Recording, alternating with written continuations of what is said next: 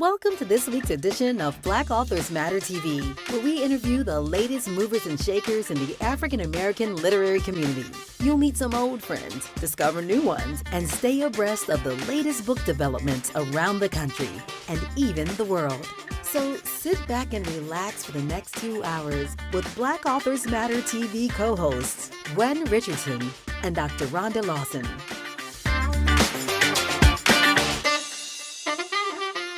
Good evening and welcome to another episode of Black Authors Matter TV.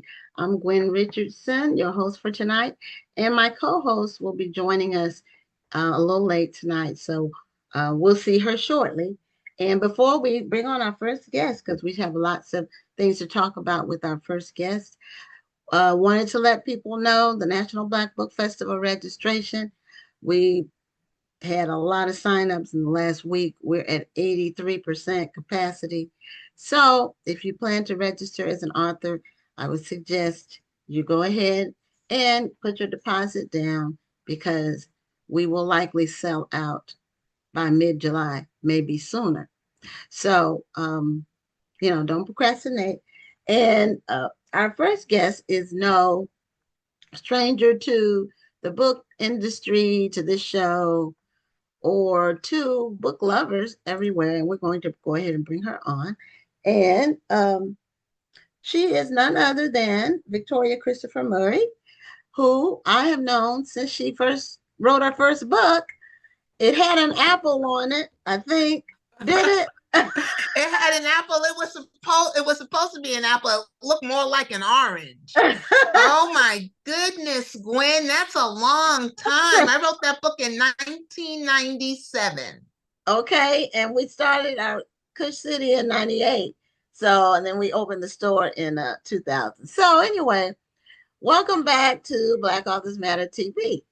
Thank you. Thank you for having me. Thank you for being so patient with me. This has been quite a whirlwind few months for me. I said, Victoria is so busy that we can't even get her book. Then we get her book and she has to change it. But it doesn't matter because we don't mind being later on in your tour.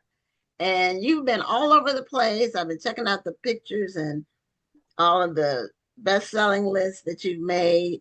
And just all of the support that you've gotten. And then the last month, you and Rashonda did the Black Bookstore Tour, which thank you for doing that. I don't have a bookstore anymore, but I know how important that is for the bookstores. A lot of the authors, when they get well known, and I consider you in that category. Okay. A lot of times they're too, it's like, they're whoever their gatekeepers are that book them. They don't know the importance of being in the community. And so that was so exciting to see. And hopefully other authors will team up with people or go by themselves. Yeah, I think we should do that. There's over 150 independent Black bookstores. And so Rashonda and I just touched 8 of them. And so we said, okay, we can go to different parts of the country and, do this little drive through and I think we should always use the same hashtag, Black Bookstore Celebration. Okay. So that we're all saying the same thing and getting out there, because there's no way Rashonda and I by ourselves will be able to cover 150 stores. And even if we went out to, twice a year to something like that. But if we're all going out there, it would be so wonderful. So I really want to keep this Black Bookstore celebration going. Now, did you all drive? So we flew the first leg of it, and then we had to divide it up in half. So the first 4 stores we flew to the different cities. I had to go to Delaware for an event, and then the second one we drove to the cities. It's much, much, much smarter to drive to the cities. Much smarter. Yeah, I would think so, because you can do other things while you're there. Yeah. I love road trips. I Yeah. like getting outside of the city on the road. The city traffic is just the pits, but I like getting past the city limits where you're on an open road. You get to see things. Uh, it's no pressure. Yeah, You and you know, can leave when you want. Like yeah, we had to take yeah. the early morning flights. Then when you get to the airport, you got to take an Uber to the airport, an Uber from the airport, an Uber to the bookstore. It just got to be too much. And it was always meant to be a road trip. That's what we should model for other authors to do it. But the second half was all driving, no longer than 2 to 3 hours. It was perfect. And so that's what we will always drive from this point forward. Now, who did you all just sit around and brainstorm one day and say, why don't we do this? Or how did the idea So manifest? the idea came up with I was doing a book signing with Mahogany Books with Ramunda Young, and I was doing a book signing with her. And she was talking about how my publisher, Berkeley, really does try to include Black bookstores. But this whole big tour I went on, I only went to 2 Black bookstores. And Okay. so she was talking about how she was starting a Black bookstore coalition, and I was like, how are you doing a Black bookstore coalition with 5 Black bookstores? I didn't know. And I was talking about how the Black bookstores were the ones that put me on the map. The Mm-hmm. Black bookstores are the ones that knew about that book with Yeah. the tomato on the cover. It was supposed to be an apple. I remember I cried when I got that. It looked just like a tomato. But it was the Black bookstores who hand sold those books. And she said, Victoria, there are 150 of them out there now. And I was like, what? Because, when in 2007, the whole digital thing came, and when Emma Rogers went out of business and everything, I didn't know we had ever really recovered from that. And so she said, there are 150 of them. They're still struggling. Some are doing better than others. And she and I were just talking. And I said, I think I'm going to try to do a Black bookstore tour. I said, I'll talk to Rashonda. And I said, we ain't going to all 150. That'll take a whole year, which is something maybe somebody should do one year, just go out there and do that. But once I started talking to her, she helped us kind of look at the areas, put it together, and that was it. And so that's something that we're going to do. We've talked to other authors, Bernice McFadden, Donna Hill, or who are interested in doing the same kind of thing. So we're Okay. excited about it. Yeah, that's great. Well, I hadn't had a chance to welcome Rhonda to the show. So Hi, my Rhonda. co-host, sometimes her work makes her late, Yeah, but it's I all can. good. It's all good. I have a Yeah. great story about Rhonda. Okay. I was a keynote speaker in Germany, and who drove up from Belgium to see me? She drove from Belgium. Like, that's the best story ever. Like, first of all, the fact that you could drive from Belgium to Germany that's what I loved about Europe. Europe. That by together. itself was amazing. And then she was like, you ain't coming over here to my continent, and I'm not driving to see you. And she drove from Belgium to Germany to see me. Like, who does that? That's true. And the answer is Rhonda. Right? Rhonda and I know each other. I have a story about Victoria as well. When I first Meet the World Image Solutions, one of my first events was a literary takeover during Essence Festival, and Victoria and Rashonda came down to support that event. Oh, yeah, that was fun. Yes. Yeah. So I've known both of you for so long. 20 plus years. Yeah. Yeah. Yeah, and none of us has aged a day. Not a single day. Yeah, let's not get crazy. Not a single day. So one of the viewers, before we get started, asked, what was the name of your first book? Temptation. That's what I remember, but I wanted you to say it, and I'm going to type it in the chat. So she will have that. She's You one know, of our regular viewers. interestingly enough, Victoria, I'm sure you heard about the white author on TikTok who got a 2-book deal and has never written a word of his manuscript. I'm not sure if you've heard about him. No. Yeah, well, so there was an author. He's a rugby player, so he was already kind of famous in his own right. And he was on The Bachelor Australia. And then he decided on April 22nd. I know it's April 22nd because that's what everybody keeps saying. He was only on TikTok for a month. But on April 22nd, he started his TikTok and he would review books. And he amassed such a following. He has over 170,000 followers, and he probably has 10 videos. And one of the videos, he announced that I think it was Simon and Schuster offered him a 2-book deal, and he hasn't written his manuscript. And somewhere where he was thinking, and he said he was overwhelmed. He said, I can't wait to write this manuscript. And the whole Twitterverse just went crazy, saying, I can't believe that they will offer you a book deal and you've never written a word.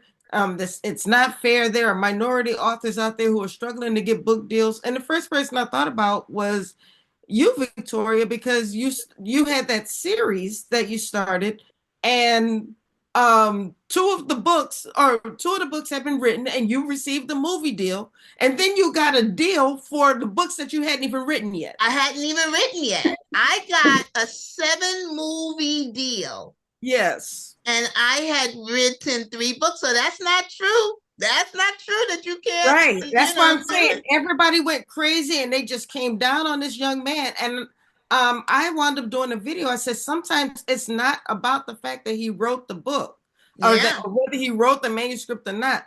He has developed a following. And anybody who's able to get 170,000 followers in just over a month. And the thing is, he also mentioned that he had tried to get a book deal before, so they were already familiar with him. Yeah. Right. And I think I was able to get the book deal because I had a reputation of finishing projects. So nobody was going to worry about whether or not I was going to write those other books. Because I think you also have a reputation for like being cloistered when you have books that are due and people can't get in touch with you because you're so serious about meeting your deadlines. I've heard Victoria was writing her book during the book signing when she came from my event in New York. I would be sitting down. I don't waste a second. I will write. If I'm waiting for a reader to come up and there's nobody there right now, I will work. Yeah, well, and that's what it takes. And you know, for the gentleman who's a rugby player, he was a semi-celebrity already. Yeah. And so the industry people were is saying looking he came out of nowhere, but he didn't come out of nowhere. Yeah. He had a following. He had a following. Yeah. But the book industry, they're looking for easy money. They're looking for easy sales. And people who already have a following, that's easy sales. Yes, definitely. You're not having to struggle to build an audience. That's hard. So I have my copy of Harlem Rhapsody. It's on my to-be read shelf, which is jam-packed, but I can imagine. I had to get it. And so, because, you know, historical fiction is my very favorite genre. And you seem like you are one of those people, and I like to do this as well, but you are one of those people that kind of is the first. You're not afraid to be the first out of the gate to do something, because you did it with Christian fiction. You said you didn't even know that that's what it was, but then they said you're a Christian fiction author, and then it became a whole genre. And when you did The Personal Librarian, there were not a lot of books about historical fiction about Black people, let alone Black women. It would be every now and then something would come out. But now there's enough material to where people can just read that. Yeah. And that's what the Personal Librarian Facebook group does. They only read historical fiction written by Black women. And I think it's about Black women. So it's very specific. But now they have enough to fill up a year. And still they don't read them all. And they don't read them all, right? So, they have enough to fill up. They can't even get to all the authors because, but you're right. Back in 2020, they wouldn't have been able to have a group like that. And I'm sure the first year that they got started, I think they were just doing it like 6 months at a time because they didn't have it. Now they have more than enough. Yeah. And what I like about what she does, Tammy Smithers, she really is committed because they do tours. They go to the city, the location where the book is about, and they do a whole, sometimes they'll have 2 or 3 events in the city that they go to. So she's really all in. Yeah, she's become a book influencer, and I love that for her. Yes, she has. So this is the third, if I'm not mistaken, because I've read them all. I haven't read this one yet, but I read The Personal Librarian, of course, and I read the First Ladies. Okay, so this is the third one. Yes. And so now, were you writing these other books when you thought of this idea, or like how did you go from The First Ladies to this one? So this was my first solo historical fiction novel. And so I was we were writing The First Ladies at the end. We were doing the edits and everything. And I had to come up with a book idea for my solo project. Marie has been writing her own solo books for a while. And so I wish I could say that it was some scientific, wonderful method that I came up with that I bumped into this thing. Because what I tried to do was I said, okay, what decades do I like to write the most about? And I absolutely love the 20s and the 60s. And I love them for almost the same reasons, because as a writer, very visual. With the fashion and the music and the food and where the people live, you can really, if you can write a paragraph and people will know it's in the 20s, you can write a paragraph and people will know it's in the 60s. And both of those time periods were the rise of Black pride for different reasons, but the rise of Black pride. So those things and the political nature of both of those decades interested me. And so I said, okay, I'm going to look for stories in the 20s and the 60s. And then I said, I'm going to look for them in different cities. And I was thinking New York, because that's where I'm from, and Washington, D.C. and L.A. And when I looked in the 20s in New York, I bumped into the Harlem Renaissance. You just bump it, because the 20s in New York is the Harlem Renaissance. So I was like, oh, that is a perfect thing for me to write about. I hadn't seen any other historical fiction on the Harlem Renaissance. And so now I needed a woman, and I didn't want to write about Zora or, Nella, the people that you've heard of. I was looking for an undiscovered person, but I didn't know if there would be anyone there. I wasn't even sure if the Harlem Renaissance was going to work. And I Googled, and Google is not how you do your research, but I just Googled women of the Harlem Renaissance, and it came up Langston Hughes, County Cullen. And I was like, come on, Google, you're a misogynist. I said women of the Harlem Renaissance. But under Langston Hughes' name, there was a quote that said Jessie Redmond Fawcett was the literary midwife of the Harlem Renaissance. And then underneath that was a podcast by a gentleman by the name of Tremaine Lee.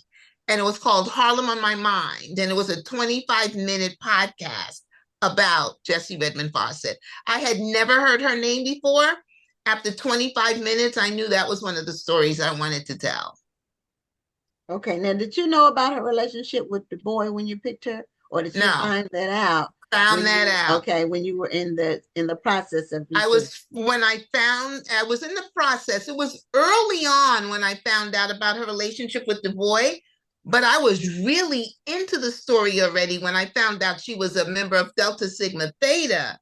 And if I had known she was a member of Delta, I would have never written a story. Wow. I promise you, I'm not just saying that. I would have never written a story about a Delta having an affair with W.E.B. Du Bois.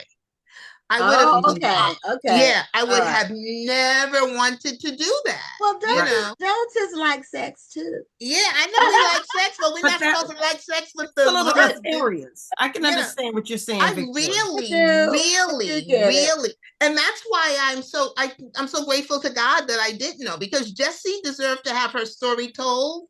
But I promise you, I would not have written her story if I had known she was a Delta. Now she would have been one of the early Deltas because Yeah, she was. She was. Yep, yep. because She was at the fifth convention. Oh, okay, yeah, because that like all of the Divine Nine or the sorority seem to. I'm not, but Rhonda is, and my daughter Yes. is. My daughter's a Zeta, and all of the founders' days are similar timing. Yeah, and Oh, Victoria knows I'm a Zeta. Yeah, I know you're a Zeta. I know you're a Zeta. And so is Zora Neale Hurston. Yes, absolutely. Yeah, that's new information for me. Honestly, I'm not Greek, so I don't keep track of who's who. I don't know. Sometimes you've been knowing something for so long, you think everybody knows. I just automatically thought you knew that she was a Zeta. Oh, no, I didn't know. Jessie was a Delta, and the only reason I know Victoria's a Delta because she always is posting pictures, and I know Prashanda is an AKA, and you all are always posting pictures of where you went. And despite what some people say about Deltas and AKAs not getting along, they do. Yeah, that's a lie. That's a myth. So, reading about Jessie and learning about her, where did you start in terms of where did you want to start her story? So that's a good question, Gwen, because in historical fiction, I will never write a cradle to a grave story. I'm not looking for a biography. That becomes a biography. That's not what I'm trying to do.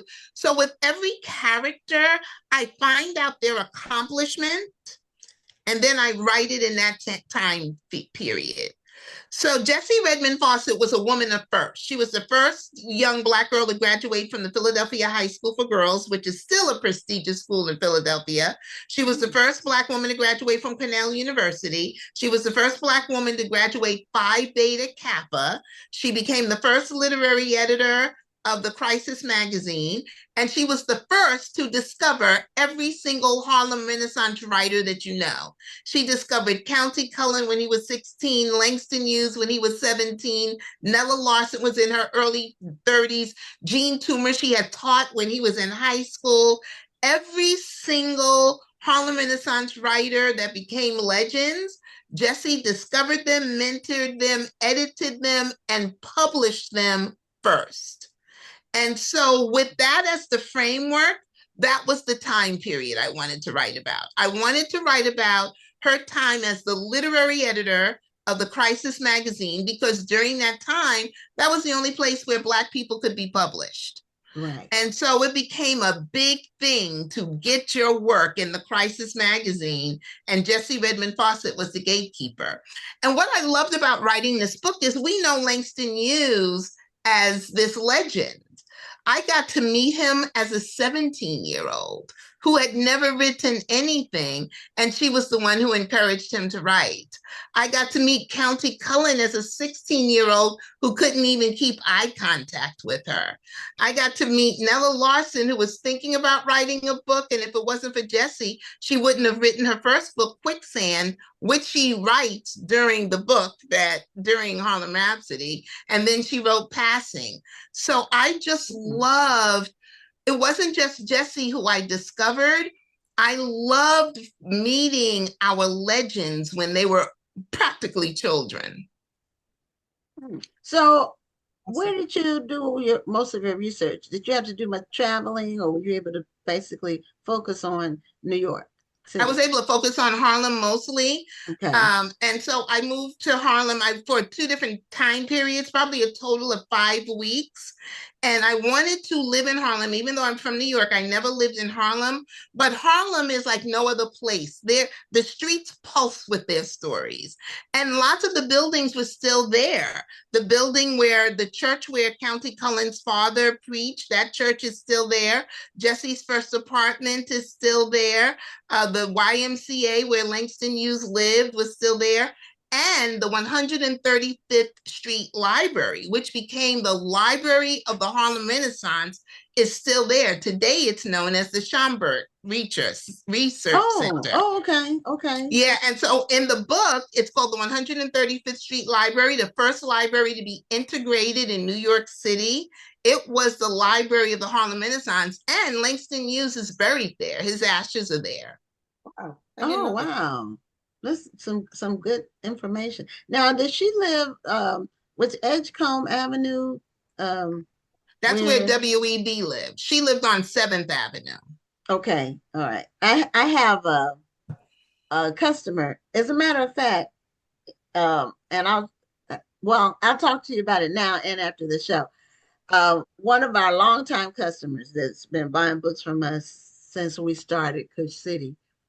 She lives in New York on Edgecombe Avenue. Yeah, 409 Edgecombe is the big apartment. 409 Edgecombe. Yeah. So she's been in the same co-op for 60 years. Yeah. And she's 80.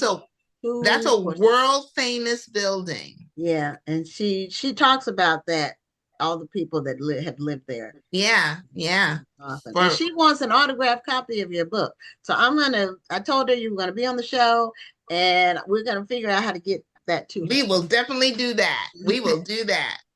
So we don't have that much time left. I want to know about your tour and all the travel, because you did a lot of work promoting this book. What's a couple of things that happened on your tour that were interesting or exceptional? Well, it stood out. My launch party was at the Kennedy Center, which was amazing. And we had it was my chapter for Delta Sigma Theta. 300 people were there, dressed up like it was 1919.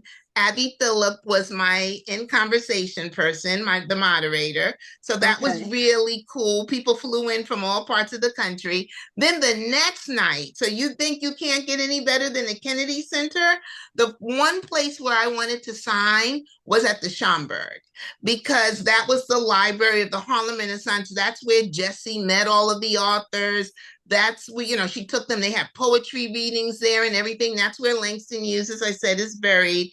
And they usually don't take books like mine, because that's kind of, they're kind of poo-poo, she, but they knew I had been researching there, because the lady knew I was the co-author of The Personal Librarian. And they knew I was doing research there. So when I asked to sign there, my publicist tried to get them, and they were saying, no. Then they said yes. So my second night was at the Schomburg. So the Kennedy Center, the Schomburg, all the things in between. Then one night I was supposed to do something with you, and I ended up speaking at the Barbara Bush Literacy Foundation. Nice. Amazing, 1,400 people. I sat next to Neil Bush at lunch. He was the person that put it together.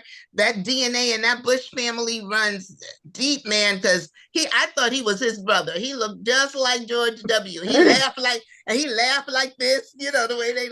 And so, but a wonderful program. I was on with Kelsey Grammer. So that's not too bad with his book.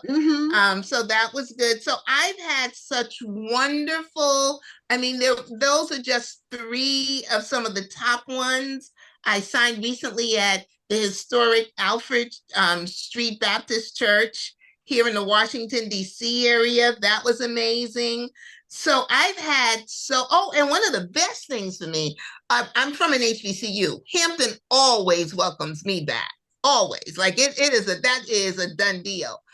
But I have my MBA from New York University Stern School of Business, one of the top 20 MBA schools in the country.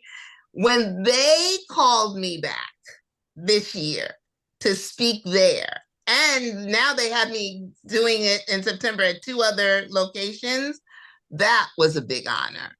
So I've had some really amazing signings. And you know what it feels like? It feels like I'm opening a Christmas gift. I grew up on Temptation, right? And I'm used to, 20, 30, maybe 40 people showing up for a book signing. But now it's always 200, 300 people, and it's still just amazing. Like a small signing for me now is 100 people. And so I feel like it's God put this gift here, and every night I get to unwrap it. Oh, and now I don't know if we had the conversation.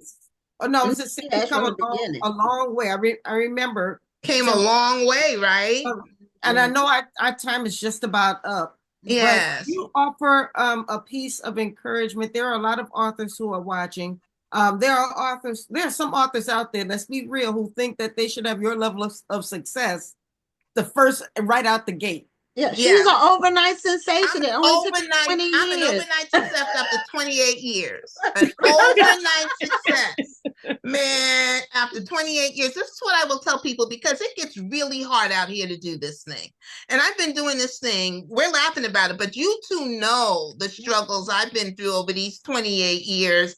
And when the digital market came and kind of blew us all up and messed up everything. And there were so many times, I'm not even kidding you, where I wanted to quit. The only reason I'm still doing this is because I was like, I can't do nothing else. I had been writing for so long. What was I going to leave and go do? I'm not kidding. I wanted to give up. But I always think about the fact that if I had given up, I wouldn't be a 2 times New York Times bestselling author. I can't even tell you how many weeks I've been on USA Today bestsellers list. I wouldn't have 5 movies on Lifetime. I wouldn't have all of that, an NAACP Image Award. I wouldn't have all of that if I had given up. And so that's what I will tell people, that your overnight success will come. I also will tell people I didn't make New York Times bestsellers list for the first time until I was 65. And so you are never too old. Yeah, that's what I'll tell people. It's never too late. Mm-hmm. So, in closing, I don't know if we ever had the conversation that I told you I'm from Newport News. Did I ever tell you that? No. My brothers went to Hampton. So anyway, that's another. I'm from Newport News. That's my hometown. I don't know. I don't know. But anyway. That's funny. Well, I know you're having Brandon coming on next. So yes, I am. So I just Harlem Rhapsody is available wherever books are sold. Go get your copy, and I'll be in touch about the autograph copy for my good client who was at the Schomburg when you were there. Oh, was she? She went to the event at the Schomburg. And they sold out before I started speaking. Yes, and she said that they sold out, so she didn't get her copy. Yeah, so they sold out. Well, thank you to 2 of my favorite ladies. So good to see both of you. Gwen, thank you for being in my corner for the 28 years. That's how I became an overnight success, because you have been in my corner for 28 years. And Rhonda, ain't nobody else ever have driven from Belgium to Germany to see me. That you are the only person who has ever done that for me. So thank you. I was honored to do it. Yeah, thanks so much for being on the show again, and we'll be on the lookout for your next book, which I know is somewhere in the future, somewhere. Yeah. Oh yeah, I'm working on edits now. So thank you, ladies. Okay, have a great day. Love you guys. Bye-bye. Bye-bye. Okay, well, that was Victoria Christopher Murray, and we are going to move right along. Another author that's really doing some great things and selling a lot of books, completely different genres, but and I've known Brandon a similar amount of time. And Brandon, you have the same name as my almost son-in-law. You're almost son-in-law.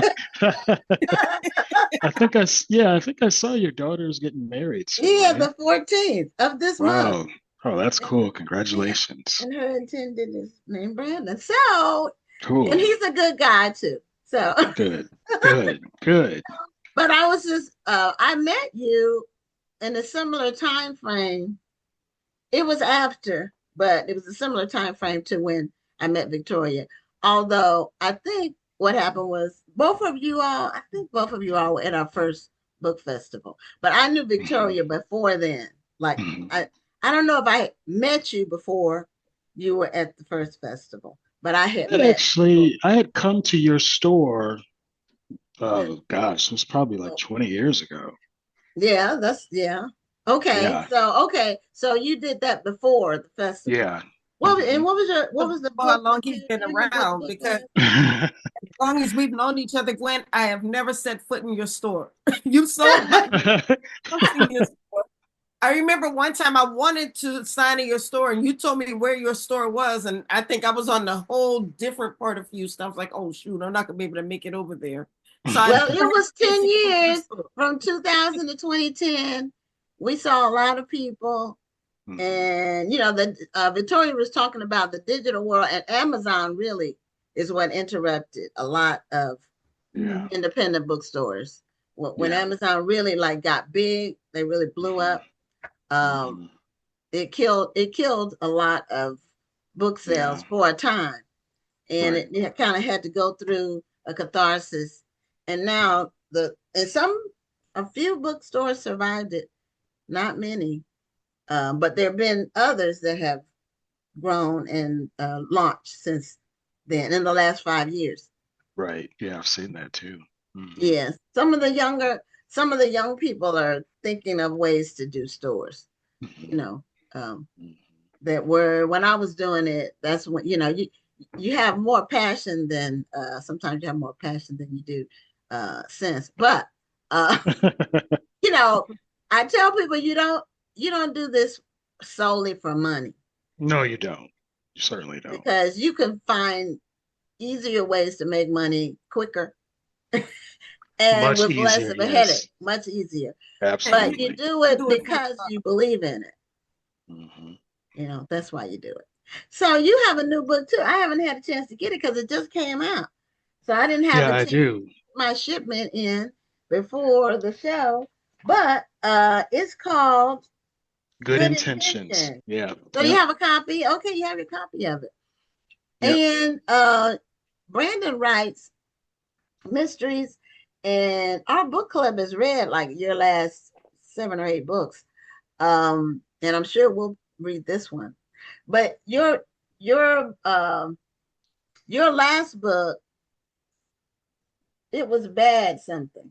Bad influence. Bad influence. Bad Okay. influence. Yes. Okay, well, Hmm. That I need book, to know because I think Social Book Club has, I don't know if she has them mixed up because she asked about bad intentions. So you have bad bad influence and good influence. Yeah, it's kind of confusing, I guess. Yeah, because she wants to bad know when you're doing a influence. signing. Yeah, bad influence was last year's book, and now good intentions is the one that just literally just came out last week. Yeah, Yeah. May 30th, I think it was. Yep. Um, Friday. Yep. and your books always have several arcs in them. Sometimes people ask, what is an arc? Well, an arc is when you read a book and you go, wow, or I don't believe it, or it's some kind of thing that happens that makes you have a response, and it Yeah. makes you keep reading, you Yeah. know. So Yeah. Yeah. And for this book, so this Good Intentions is about it's about a man, Nathan Noble or Nate Noble. He's a business owner in Atlanta, in the Atlanta area, and very successful.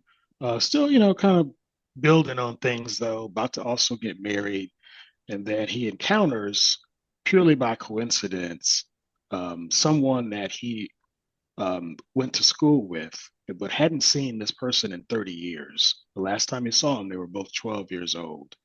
And their last encounter actually was very tragic. His friend, his name's Marvin Waters, actually murdered.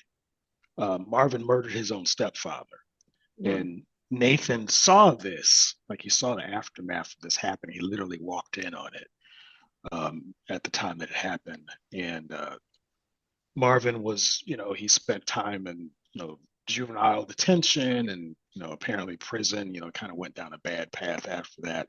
But Nathan hasn't seen him in 30 years. And then he runs into him literally at a grocery store after work. And, he feels some level of, Nate feels some level of guilt about his last encounter with Marvin because um, Marvin's stepfather was extremely abusive.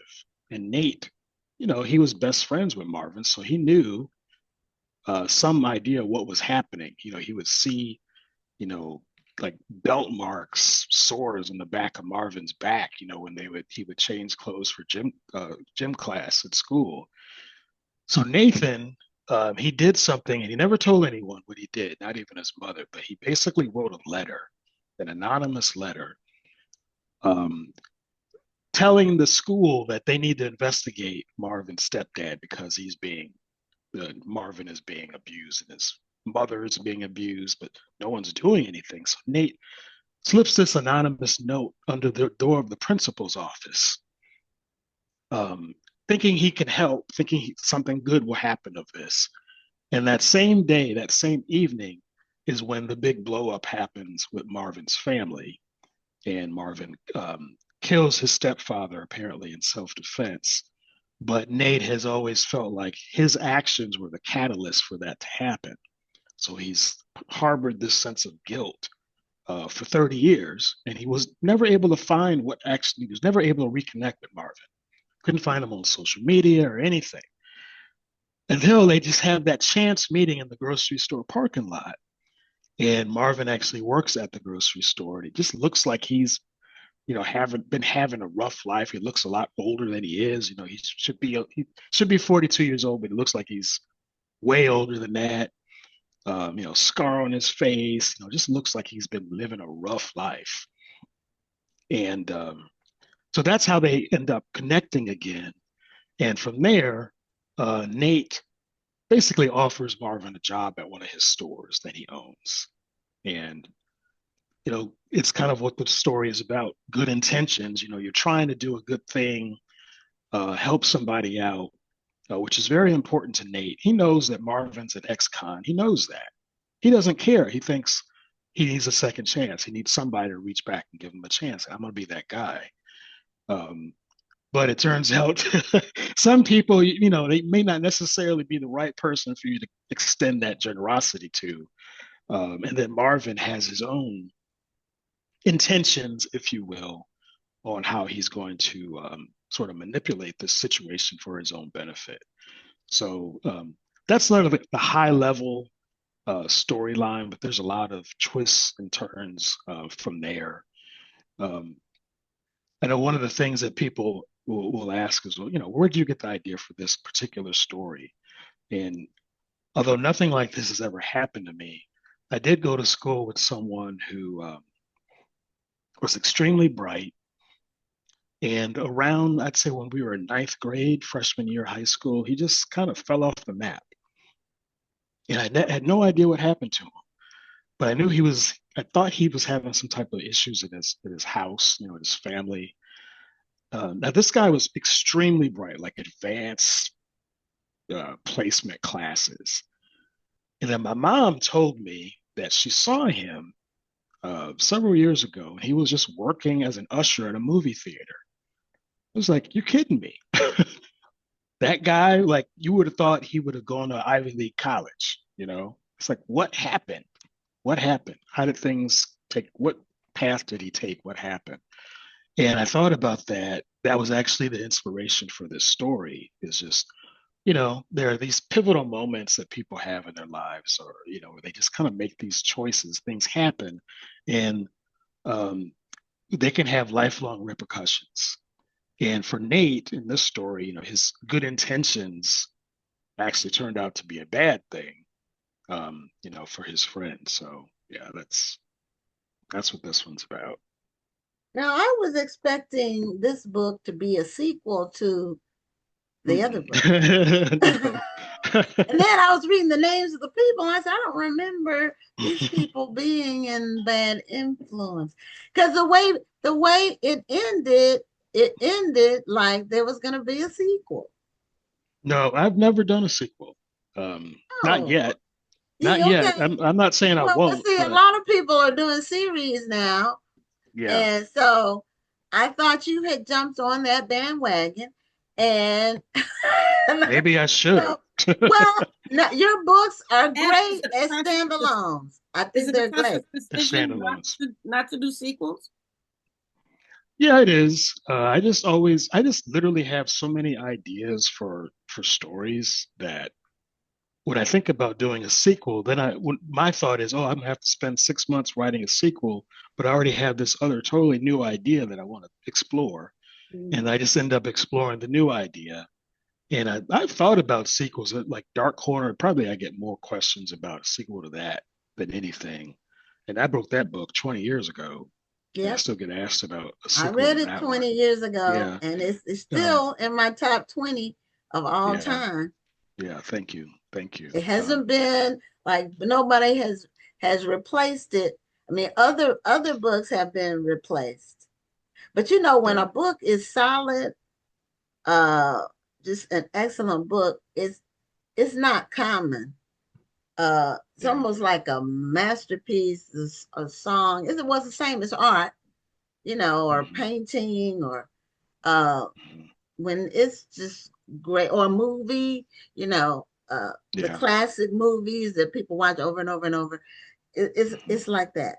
It's if Well, it's thank good, you. it's good. Yeah. And Yeah. Dark Corner is. I really need to go back and reread it because, and I don't reread books.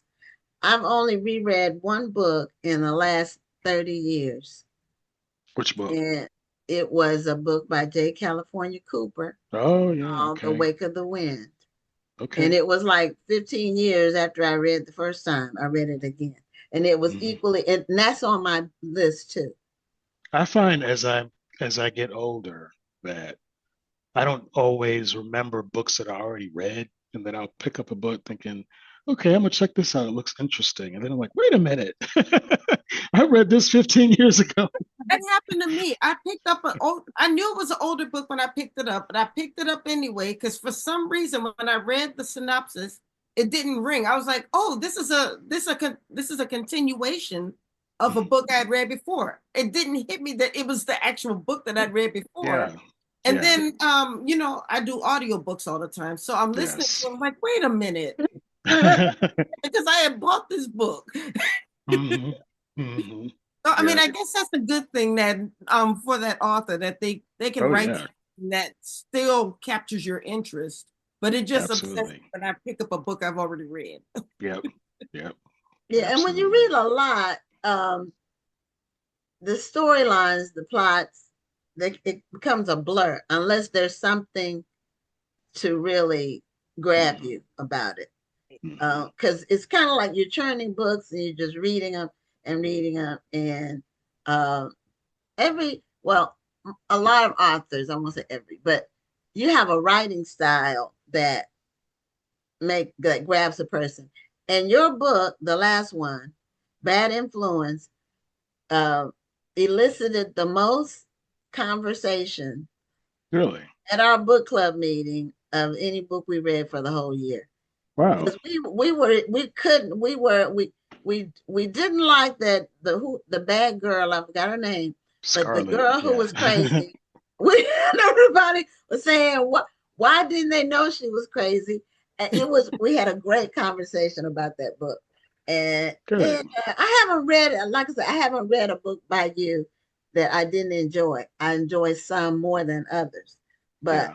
I haven't read a book. I Thank you. haven't read a book by you that seemed like you just went through the motions.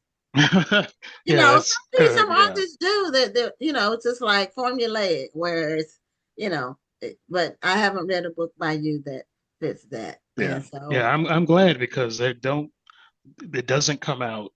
It's always a challenge. Every book is a challenge in a different way. And even though with good intentions, it's a little bit shorter than than what I normally do. Like it was like 59,000 words.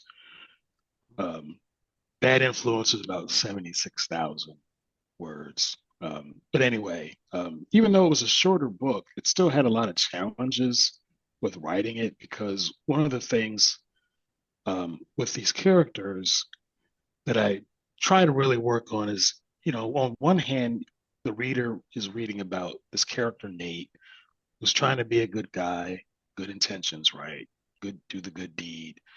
And you start to get frustrated with him because you're like, why do you keep trying to be nice to this dude, Marvin, who's clearly not worth it?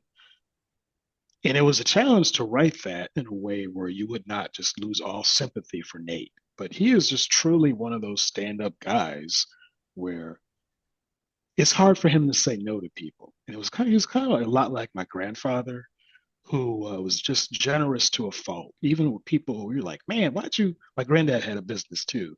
And you would just look at some of the folks he had employed for him and you're like, why is he here?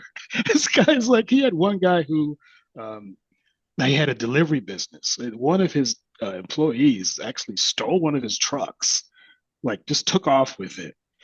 Granddad still didn't fire him. Like, you, it's way too nice. No. Well, did he turn him into the police? I mean, they recovered the truck, but he was just someone who he would just keep giving people second and third chances. And he employed people who literally they could not have gotten a job anywhere else. Okay. So, you know, a lot of black men had prison records, just problems. And he was just trying to, do what he could. And, there are just people who are like that. I'm not saying I'm like that. I'm not that patient, but I wanted to write about a character who was. And it's just funny as people starting to post reviews and they expressing frustration with him. It's like, he's just too nice. Like, why would he real not? Person. Right. But, it is when you write characters, you can like think about someone in your past or even your present that kind of reminds you of the person. It really is kind of like a model for what you're writing in terms of behaviors, habits, responses to things.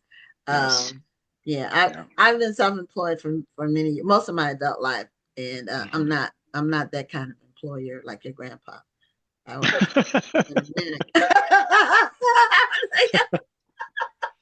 I was fired. And I'm gonna just tell you a quick story. My my dad was a pastor, but we also had a home for the elderly and a daycare that he was the president of those two associated with the church. And he would come home and tell us stories about employees. And one of them at the home for the elderly, because my dad was a night owl, so he might leave the house at 10 or 10:30 at night just to go over there, just like to pop up to surprise the staff, because there were people living there. There were elderly people living there. They weren't sick. They were just, some of them had like dementia or whatever. But anyway, one night he went to the home for the elderly, and one of his employees was taking like turkeys that were in the freezer at the home and putting them in the trunk of her car. Oh my gosh. And stealing the food from the home. And my dad, he pulled up, and like, I'm caught. He fired her immediately. So caught red-handed. Different people have different management styles. I'll put it like that. When you're managing people, some people do have more patience and give people more grace than others. Yeah, your grandpa sounds. I don't know, what kind of business did he have? It was a regional delivery business, so just sort of like a UPS, but just in there. This was in Illinois, just maybe like a 100-mile, 200-mile radius that they would service. Okay. They had that business for about 20 years or so. Just all kinds of different experiences. I worked for him actually for several years, so that was a great experience. That's why I tend to write about entrepreneurs, just because I was exposed to that lifestyle at an early age, and I know how it is. It's you're your own boss, and there's a lot that comes with that, good and bad. But it was just something that made a really strong impression on me. Yeah. And I noticed most of your characters, when it's a male character, they're in the same age bracket, like 40s. It's like the midlife crisis type thing. Yeah. Well, now I'm in my 50s, so I'm making my characters younger than me. So they're still in their 40s, even though I passed on into my 50s. I don't know if people want to read about 50-plus-year-old men. I don't know. I don't know. Maybe I'll try that. But yeah, I'm just trying to find that zone of people who are, they're hit a certain level of maturity. Um, I don't know if I could write about like a 25-year-old anymore. I don't know because I don't know what they're doing. Like, what are they doing right now? I'm not connected to that, age that set anymore. But yeah, so I tend to write about more mature men and black men who are, they're going through. They're usually what I like to do is we've got the main character who's a black man, and then they're usually paired up with a woman who's, maybe a spouse, not always, but usually. Um, that's just what I'm comfortable with. That's kind of like my, I guess, for lack of a better term, my formula. Um, but I don't see a whole lot of other people doing that, so I feel okay with that. I feel like that's kind of what I have to offer.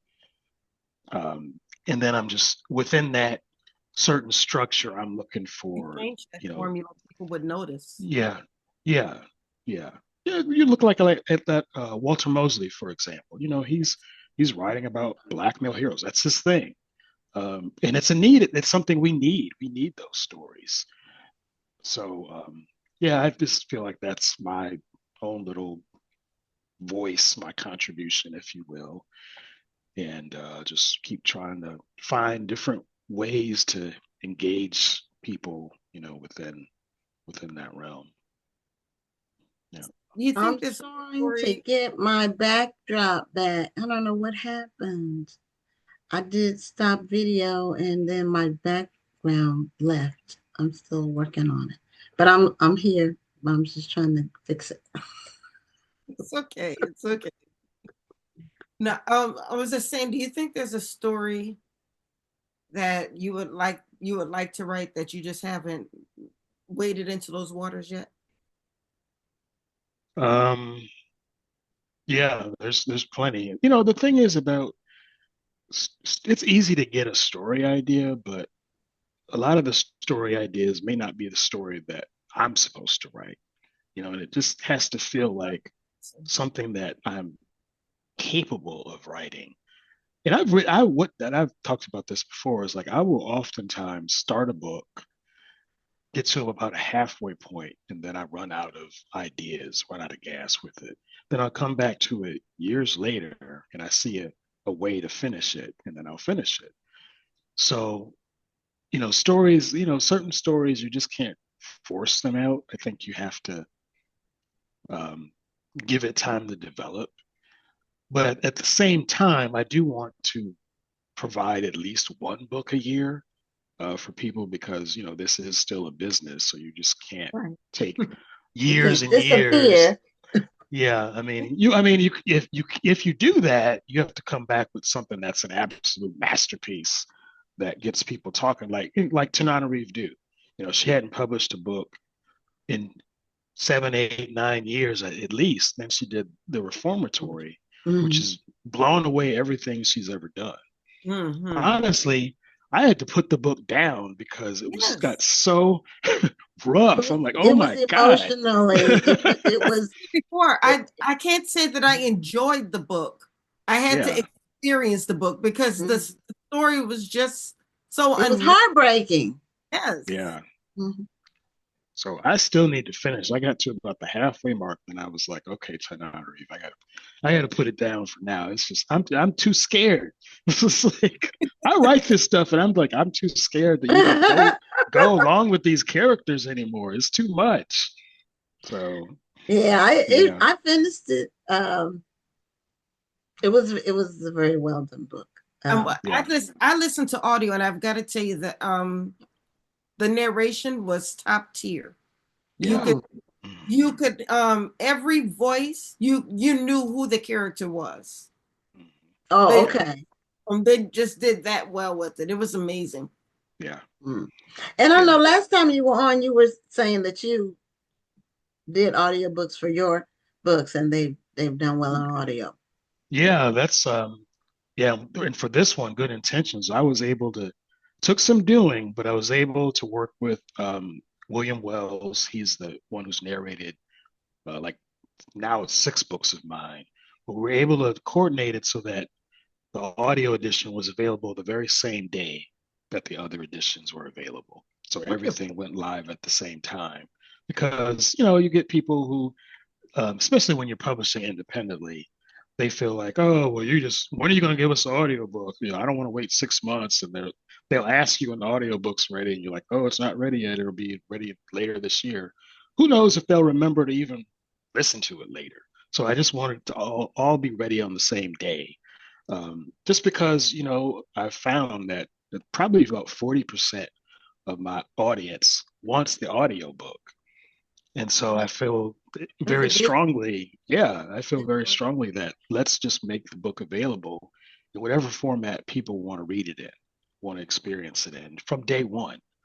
And people seem to, appreciate that. So that's going to be what I try to continue to do going forward. Well, we're at the end of our time, but go ahead and show us the book cover one more time for your brand new book, Good Intentions. I'm definitely going to be getting a copy. And on my next shipment of books, I will have my own copy of that. And I'm looking forward to reading it. And I'm sure our book club will have another really intense discussion. All right.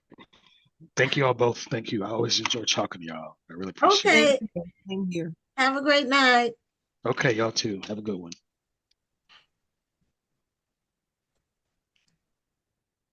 That thing happened to me once before where I had to stop the camera for 1 second, and then I brought it back on, and then my background was gone.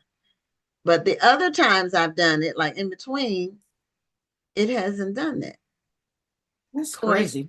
It is crazy. I don't know what causes that. If I knew what caused it, and it took me a lot of trying to click it and re-click it and do the green screen again before I could fix it. But anyway, our first 2 guests were very, very, very good. Then we have 2 amazing guests for the second half of the show. And there was a question on here before we go forward that I didn't want to overlook. Oh, this is not what it was, but I am going to mention it. The Social Book Club. She says she's in New York, and the 60-year-old men think they're 30.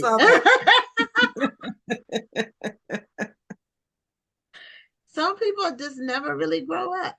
Anyway, our next guest is with Black Odyssey Media, and we have their authors on the show on a regular basis. Normally, we try to have them on close to their book release date. And so Marc's book, Discipline, came out last Tuesday. So we're close to the release date. So we want to welcome Marc to Black Authors Matter TV. And if you can unmute, I'm going to ask you to unmute so we can hear you. How you guys doing?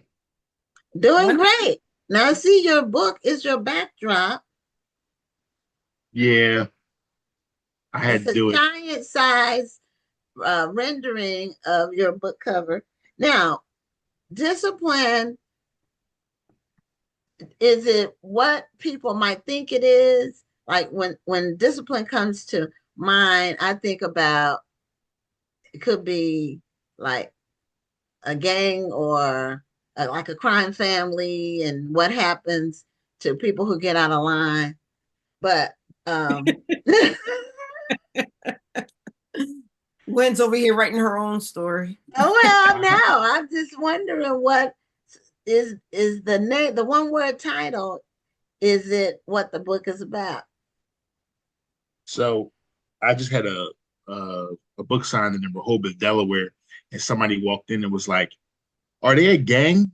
And I was like, "No, he's just one person, and the significance of Discipline is his nickname, and then you figure out as the story goes along how he got the nickname and why his name is Discipline. But he does deal with people that get out of line, so you were accurate on that." Okay. Okay. So, do you have a book with you, like so we can see the whole cover? Like, Oh, do you have a copy of your book that you can put up in front of the camera? can you see it? I don't know if you can. Okay, put it close to you. Normally, that's what allows us to see it, and then I'm raise it up a little bit. In front of your face. like But that. yes, yes. Okay. Okay, okay. Yeah. All right. Sorry. So now, is this your first book? I'm going to ask you three questions. Is this your first book? Is this your first book with Black Odyssey Media? And is this the first book along these lines, or is it part of a series? Tell us about the book. So this will be my fourth book. I wrote two books. I used to have a publishing company, and I wrote two books through myself or through the company. Okay. Then the second or my third book, I released that through Urban Books a few years ago. And then the fourth book would be my first book with Black Odyssey Media. And the plan is to have it be a series of interconnected stories, meaning that you could pick up any one of the stories and know where you are in the universe. Okay. Interesting. So do you have a particular genre that you like to write in? So I guess I would say I wrote in three different genres. They would classify the first two as urban fiction. Then the Okay. last one I wrote was young adult or new adult. And then this one is just straight crime fiction, which is my favorite. I like anything that has to do with crime. That sounds terrible, but And that crime sounds fiction, terrible, Mark. like I just like all crime. Crime is my thing, but but but crime fiction. The entire time I was writing those other books, I wanted to write crime fiction, and for some reason, I just thought maybe I couldn't stand next to the people that wrote it for some odd reason. But I love crime fiction. That's what I want to continue to I write. can imagine why you're attracted to that genre, because when you look at the so-called criminals, the ones that you're writing about, they're very complicated characters. You Yeah, you almost find yourself rooting for them, even though they're committing crimes. And like for instance, Eric Jerome Dickey's Gideon series. I always call it the Gideon series, but that man was heartless. That character was heartless. He would kill you without thinking about it. But I still found myself rooting for him because as much as a heartless killer he was, he had a heart of gold when it came to the people that he cared about. So that's what really makes these characters complicated. So I can imagine, I don't know if that's the reason why you enjoy crime fiction. Is it because of the characters that you're able to create, or because you just have a little wicked imagination? I probably would say it's a combination of both. And Okay. it's funny that you bring him up because he's always a titan to me. Mm. He was probably the first author.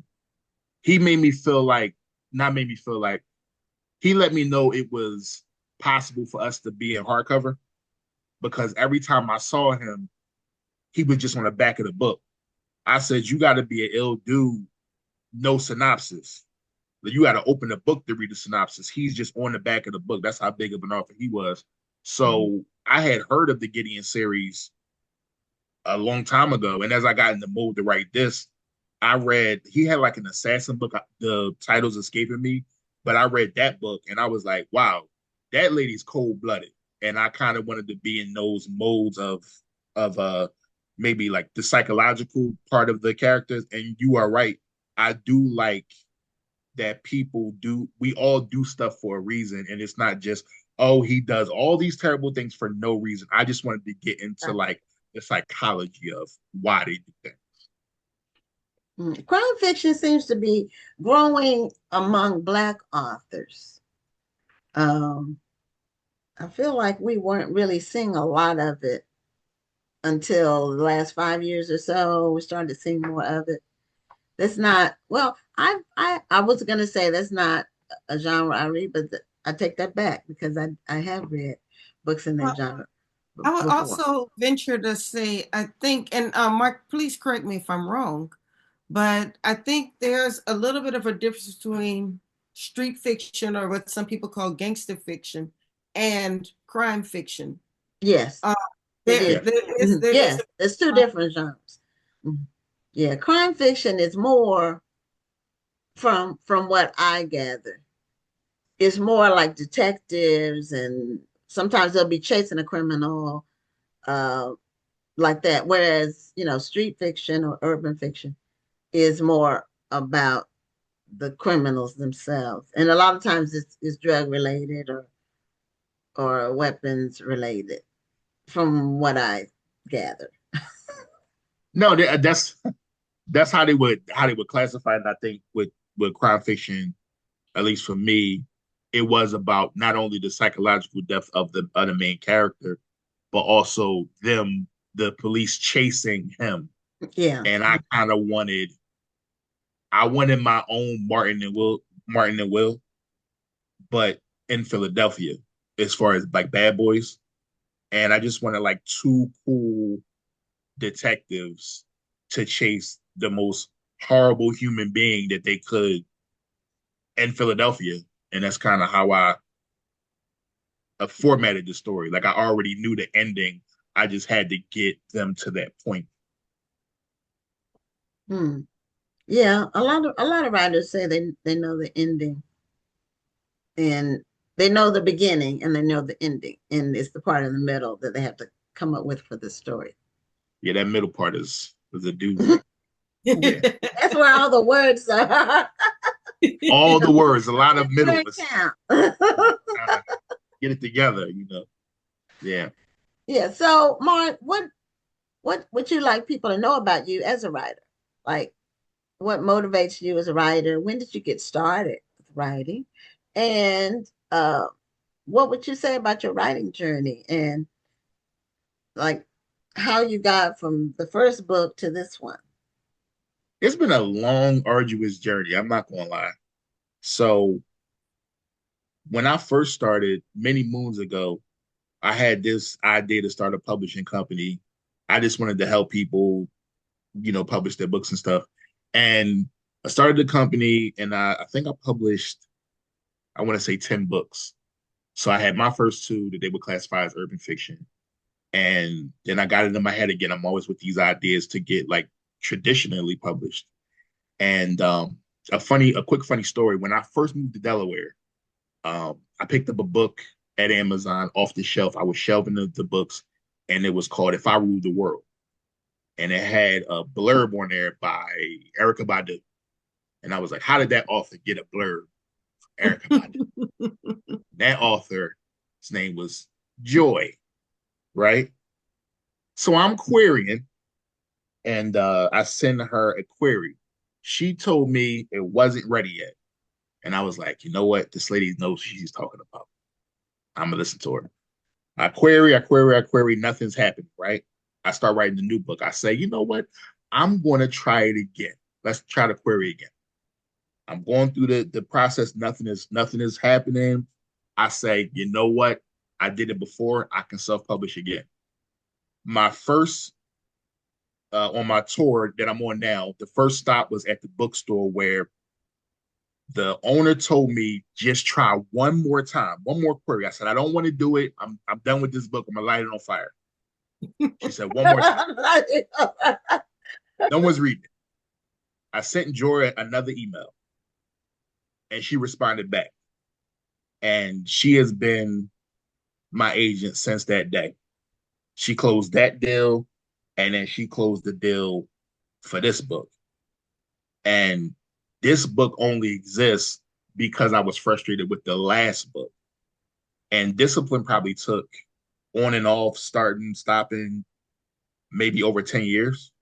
So it's a little bit, it holds a special place in my heart because I didn't think it would ever see print. And it wasn't even called Discipline. Before 2 titles ago, it was called Keystone State of Mind, right? But then that's too regional, right? Because you would have to be from Pennsylvania. Then it was A Recipe for Survival. I thought it was okay, but then I got the contract and it said title to be determined. So I guess it wasn't going to be that title. Then I said, he is the book.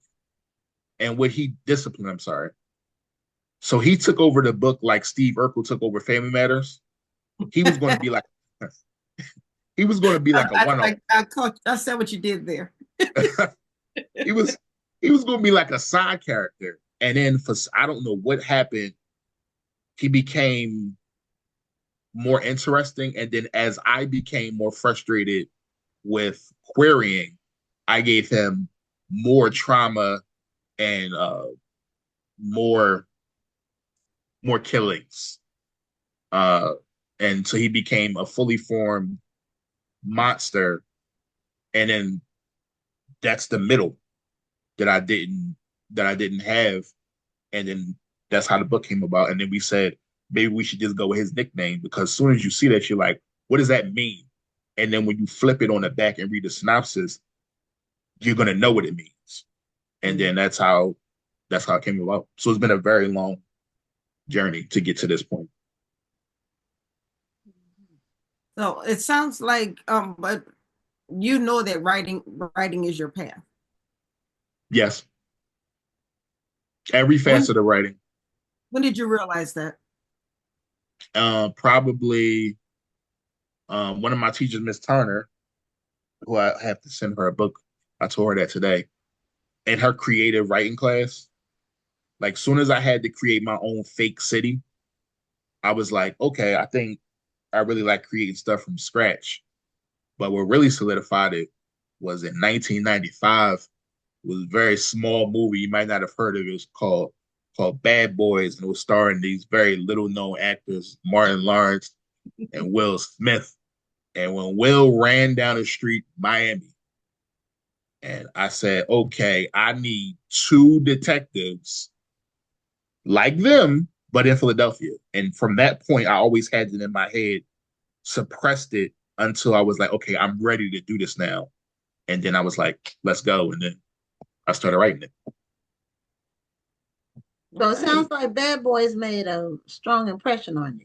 So have you seen them all of the Bad Boys movies? No, only like 98 times. It's a very small amount of.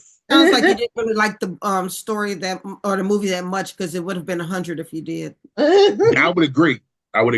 Very mildly entertaining. I would have the class. I did hear you mention earlier when you said you wanted that Will and Martin in your books. I heard you mention that earlier in the interview. So I could tell that movie did have an impression on your storytelling and basically your imagination. It really captured that. Yeah, that. You know what else? New York Undercover.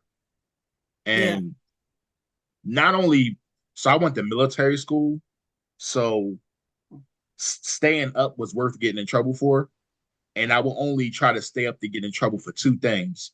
One was NBA on TNT, and then the other one was New York Undercover. I would sneak downstairs, watch it, because our bedtime was 9:00 at that time. It came on at 9:00. Right. So you know what I mean? So the cool, what I found to be cool about them was they called it like hip hop cops, and they wore like clothes that I wanted to wear, and then JC looked like me, and they were both people of color. And I was like, the one steadfast thing I wanted to do when I created it, I was like, I want 2 people of color. Like they have to be 2 Black men, and I want to give them problems, and they have to talk about how they feel, and they are scared, and stuff that you normally wouldn't talk about. They, in their most private moments, with such a high stress job, you get all that too that you may never hear. Maybe you didn't get that with Martin and Will's character, and I just wanted to kind of dig a little teeny bit deeper, but I was steadfast in making them. They had to be 2 people of color because that was important for me as far as representation. So, yeah, Bad Boys had, a lot of comedic moments too. Yeah. It wasn't just them being cops. Life has levity. So life has levity, even in. Oh yes. You're gonna find something to chuckle about. Yeah, but since they're both comedians, the actors, they really did a good job of balancing that. The action, they really did. with the comedy. They did. They really did. Yeah, that's interesting that you talked about one of your characters to be Black men and with layers, more not just one or two dimensional, but multidimensional, like human beings are. Yeah. And, I think we are multifaceted. Yeah. Like when I'm at my job, people when they find out that I wrote a book, and they can't help it, like how your face, they're like, you wrote a book? Like I can't count to 10. Like I can walk and I can chew bubble gum at the same time. But it's just sometimes I don't know, maybe people are caught off guard or that I love to read too. I get sometimes people are like surprised that, I like reading more than I like watching TV, and I love watching TV. But I like reading more, so people have depth. You don't until you get to know them, and then you know those things. But sometimes people don't exactly reveal certain stuff, or maybe they don't even feel comfortable revealing certain stuff. So that gave me the latitude to like say certain stuff maybe I wanted to say through a fictional character that people can relate to on some level. So, or at least I would hope they would. Yeah. Who was in New York Undercover? I never saw that show. Malik Yoba. I can't Yes. remember the Hispanic guy's name. Okay, I'm now right at him in my mind. Okay. Michael De Lorenzo. Thank you. Okay. How many seasons was it? Do you know? Like, was it a lot of seasons or just like a couple of seasons? Now, Wikipedia will tell you that there were 4 seasons. I'm telling you that there were 3. Okay. Okay. So is that because the 4th season wasn't any good, or it was bad. Oh, it was bad. Okay. I don't acknowledge the last season of Martin. I hate it when they ruin a show by going too long, going 1 or 2 seasons when they should have just quit while they were ahead. I hate that. You can't have Martin and Gina not speak to each other. They're the linchpin of the show. They're like a different person. It was really weird because they really in life weren't speaking to each other, so they were not. They couldn't film together. So he would run into a room right as she left. You're like, oh, they miss each other by just a few seconds, and I'm like, really? Oh my gosh, that season is so annoying because it's such a great show, and I just hate that they had the problem because it just ruined the great show. Right. Yeah. I saw Martin in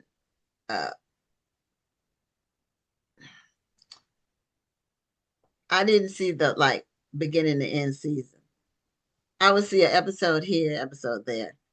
So, and the ones that I liked the most, that made me just like fall over laughing, were, of course, Shanae, when he played that, and when he played his mother, when his mother would be like, it's one where she's in the church and she was doing flips and all that. I put it up on YouTube. It's so hilarious. But I didn't watch it like beginning to end. I just watched it occasionally. It was good, but I don't watch comedies that much. I like What's dramas. your thing? Oh, okay, drama. I like dramas. I like espionage, action. I actually like shows that men like. I mean, the demographic for the show is strongly male. Oh, so you were like FBI or SVU? Yes. There we go. I like that. Yeah. Like the energy. Mm-hmm. Yes. Lately, let's see what the late. Well, it has to be good though. It has to have heart. Yeah. And so that's very important. And I like medical and legal shows. So I just finished watching, like right now, and I've seen this show at least 7 or 8 times. I binged it. It's 24. I think that's one of the best done shows. And Kiefer Sutherland, there it's Jack, and nobody else could have been Jack. I really like this show. That's one of those shows you hear about so often, and I don't know how I've never watched an episode of this show, but I'm sure because I have addictive personality. So if I watch one, like if we get done this interview and then I go watch 24, I may email you like, so you told me to watch 24 and now it is my life. Yeah, watch it. Because it's not just Kiefer Sutherland, it's Dennis Haysbert as the president. Mm-hmm. Mm-hmm. He does an amazing job. And the woman who, I can't remember her name, her acting name, but the woman who plays his wife. Kiefer Sutherland? No, that plays Dennis Haysbert's wife. Okay. She is really good as well, even though she plays like a character that you really like. You can't believe the stuff that she does. You know, she just really is off the rails, but she's great being off the rails. She's just really good. It's a really good show. And like I said, I'm binging it right now for the 7th or 8th time. And it was pretty good. The last season, they could have kept it. Like you said, they could have kept it. I'll watch it. I'm on season 7. So it was 8 seasons. They could have kept that last one, but I am going to watch it. It's just really great TV. I like that.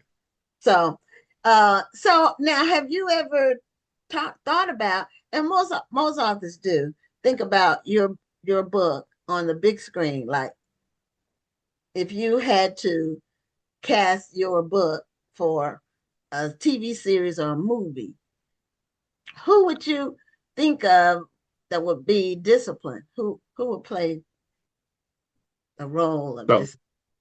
So I think about it every day. Okay. I was reading your mind. Every single day. It doesn't help when people say it reads like it's cinematic when they read it, or they could picture it being a movie, because that just makes you want to get it into like a 6 to 8 episode arc. That's all. That's all I'm asking. I'm just asking for 6 episodes. The funny part about it is I have no idea who would play Discipline, but for the 2 detectives, I would probably have, M'Baku from Black Panther. Yes. Him, and I'm sure both of you know Aaron Pierre. Mm-hmm. The dude from Rebel Ridge. Oh yeah. Mm. Them two. That was a pretty good movie. See, I like that. That was good. It was pretty good. Mm-hmm. So them two, and then I wanted if I had to, like, let's say I had to pitch it to somebody, it would be the people behind Bosch, which is a cop show on Amazon Prime. I told you, I've seen it. If it's made for a man, I've seen it. I knew I liked you. I watched this show. I've just watched it for the 6th time. It's 10. All 10 seasons. Oh, okay. Right through it. The Bosch was good. Bosch was a good show. If I could, the producer's name is Eric Overmeyer. If I could just get on Eric's radar, just take a look, and then, but yeah, I think about that every day. Now, in your 2 detectives that you said, the 2 actors, I feel like they are too big to be together. Do you know what I'm saying? I don't mean physically. I mean their personalities. Yeah. Normally, when you have 2 cops, one of them is more dominant than the other one. Yeah. That's where their clash is, though. One of them is so funny. It would be a clash. Yeah, it's a clash. Because one of them is old. One's older than the other one, and then obviously longer tenured than the other one. So they're both alpha males. Mm-hmm. So they got to let go of their egos for the betterment of the case. And that was a very fun part to like have them dislike each other. But what's cool about the editing process is the editor will challenge you in a good way, because you might think you wrote something like, yeah, I wrote that scene. It was great. And they'll be like, why don't they like each other? And I was like, well, because they don't like each other. People don't like each other for a myriad of reasons. Why would you come to me and ask me why would they not like each other? But I had to really go back and say, okay, he did this to, okay, and this is all right. We had to go back to the drawing board and had a legitimate reason why they didn't like each other. And then when they come together, it makes it more fulfilling, because it's like in service of a common disdain for that guy. And it makes it more enjoyable when you go through everybody's art, because it's told from all three of their perspectives. So you're inside of their head every time you are reading whichever chapter you're on. So, okay, which I think helps for development's sake, because you can clearly see who this person is. So Certainly have a writer's mind. I mean, I feel like you're telling stories in your mind even when you don't have to. it's, I I'm yeah. I'm not mad at it. I love that. yeah, that's good. And my mind is working. It's always working. I think that's why I can't sleep sometimes, because I'm always thinking of like, did I market enough today? I only said something once. Maybe I should say something again. But that's how my mind is. Well, congratulations on your book, and continued success with your writing career. Yes. And a Thank couple of shows, if you're looking for some like action, no action, if you haven't seen these, on Netflix, there's Night Agent. I don't know if you've seen that. It's 2 seasons, really good show. And I'm not sure which platforms these are on. I think I saw them on MGM or one of them. Anyway, Paramount. But Deep State and Condor, Condor. They're you. both Okay. 2 seasons. They only been 2 seasons for all three of those shows. Really, really good. So now I already have a binging Okay. problem where you're gonna have me um out. Really, really good. So I'll tell you an exclusive thing, right? So I'm trying to figure out. Uh, I see these like PR boxes, and I was like, I want PR box. I mean, I know I ain't write a fantasy novel or nothing, but I should be able to do this. So today I got some uh car fresheners. You put on Okay. your little window, look on the front, and they're going right into the PR boxes. You're not gonna leave me out the PR box game. I'm gonna have some more stuff in there too. I don't know, but some other goodies, but I'm always trying to think of something, a little different. Creative. So Yeah, you yeah, have to get people to remember you. And Yeah. there's lots of writers out there. Well, we're at the end of our time, Mark, and we're excited about your career. And we love having Black Odyssey Media authors on to help give them some promo for their books, and just continue success with what you're doing. thank you both. I had a wonderful time. I really appreciate you guys for having me. And we Okay. appreciate you being here, and best wishes to you and all that you do. Thank you. Okay. Well, we're at the final interview for tonight. And this is a children's author. I think her name is Syrone. I don't think it's Syrone. I think it's Syrone. But if I'm wrong, she'll correct me. And she has a series of children's books and The Adventures of Nisi and Nene. And I believe she has other books as well. So, and she goes by Nene. She goes by Nene herself. Okay. I sure do. So welcome to Black Authors Matter TV. Thank you. Thank you for having me. I'm super thrilled to be here. And just like you mentioned, yes, I do go by, well, my middle name is Shanae, and my twin sister, you know how those Black moms were always creative about naming their kids, especially twins. So my twin sister's name is Simone Shanice, and mom had to figure out a creative name to go with Simone, so she named me Syrone Shanae. And we started going by our middle names when we were a lot younger. And they just shortened it. Instead of saying, hey, twins, they would say Nisi, Nene. And that's what we went by, is Nisi and Nene. And it was a lot easier for them to call us by Nisi and Nene. And that's what kind of stuck when we started doing the books. That's what basically evolved. And we started using the terms Nisi and Nene. So did your twin sister write the books with you? Yes, it was a collaborative effort. Oh, okay. Yeah, so the unique thing about the books, it's a four book series, and book 3 just came out today. So we're super thrilled about that because today is our book birthday. But the unique thing about the books is that we wrote them collaboratively together. However, each book has a different voice. So the point of view of book 1 is Nisi, and then book 2 is Nene's version.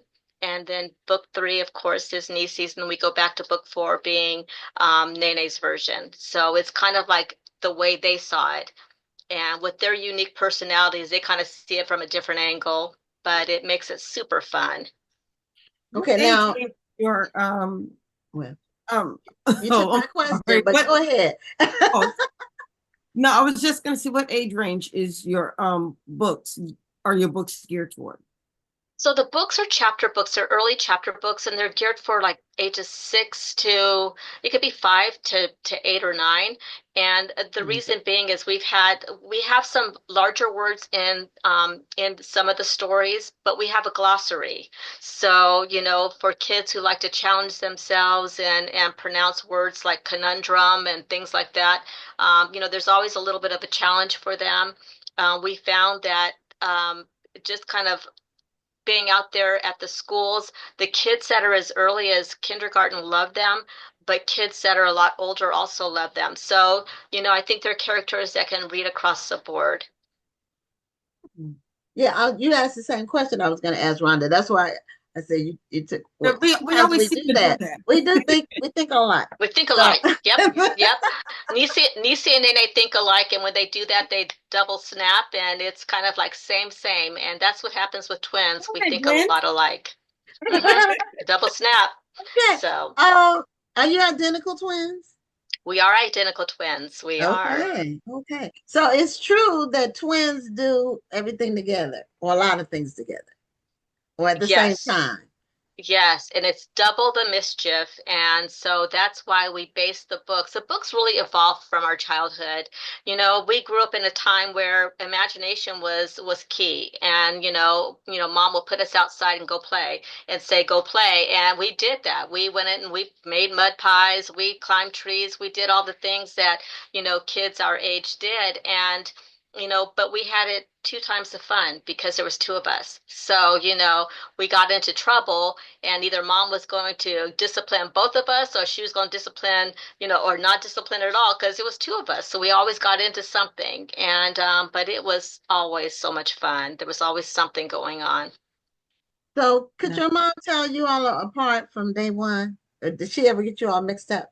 I think she did get us mixed up. We were born preemies, and so I was a little bit more, I guess I was a little healthier, and so I came home first. And so I came home a month earlier, and then Simone stayed in, she stayed in the neonatal ward. And so mom got a chance to kind of get to know me a little bit more, but at the same time, we had a lot of people that had a hard time telling us apart. And as most people do, they just called us twins, and whoever answered first, that was it. So yeah. Do you have other siblings? We do. We have one older sister, and she's 3 years older, and she didn't look like a twin, but my mom would dress us all alike like we were triplets, just for the fun of it. So, but it was always a lot of fun and adventure. And, we grew up in the library era. And, so books were very, very key with my mom especially. She made sure that we lived in the library, and she made sure that we checked out books, not just for ourselves, but we would exchange books. So, and we got to the point where our librarians got to know us, because they're like, those were those girls that just like, they just absorb books. So they would put aside all the new books for us.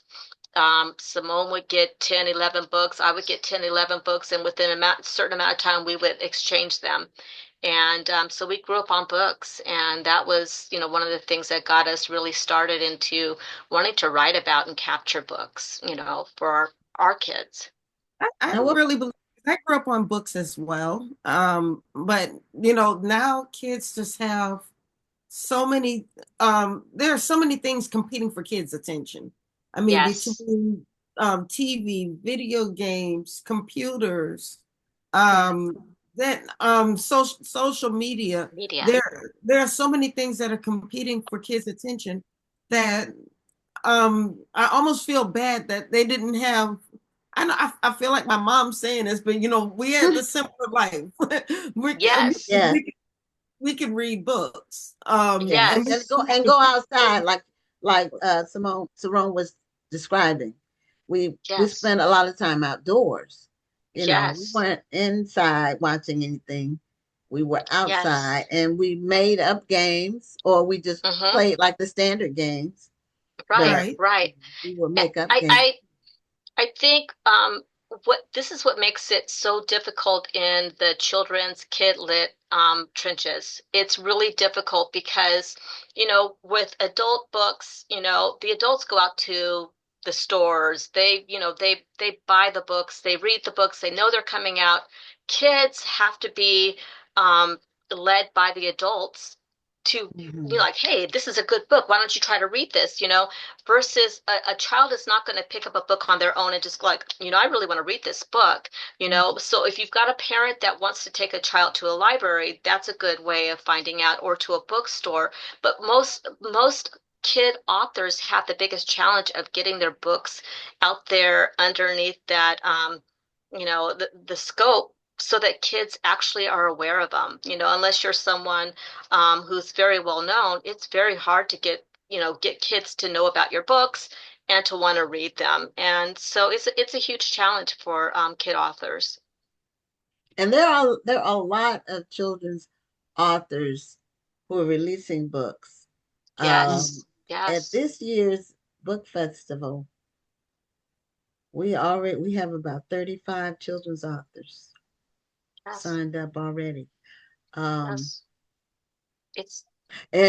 we have a children's festival where they get to be together, and so children can come, and based on the age group reading level, we have authors representing all ages, from toddlers up to the teens. So the parents do really a good job of bringing the kids. It's a beautiful thing. And I think the collaboration and the desire to write these books was that we felt that there was such a lack when we were growing up. We went looking for books that were similar to Beverly Cleary's Ramona and Beezus and Ramona series. That's what I grew up on. But there weren't any Black characters that we could relate to that had fun, other than Roll of Thunder, Hear My Cry by Mildred Taylor. And there was nothing wrong with that book. The classic books are wonderful for children, but to find fun, imaginative books, such as, like I said, Beverly Cleary, there weren't any, for Black kids. And so, this was especially important for us to be able to find a way to present books that our kids could see themselves reflected in the pages, that they could understand the language and, just some of the adventures that the twins get into. We want the books to be relatable. We want the kids to have fun and to giggle, just the way we did when we were reading Beezus and Ramona. Our kids need that. Now, are you also, I believe you're also a literary agent? I am. That too? I am. That's what I thought. So how yes. did you end up Now, were you an agent first before you did the books, or did you do the books and then become an agent?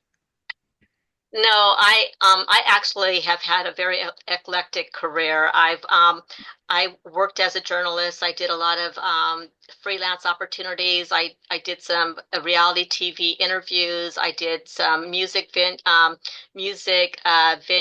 and I did a lot of reporting and stuff like that. And then ended up doing a lifestyle magazine. I was an executive editor for a lifestyle publication for a while.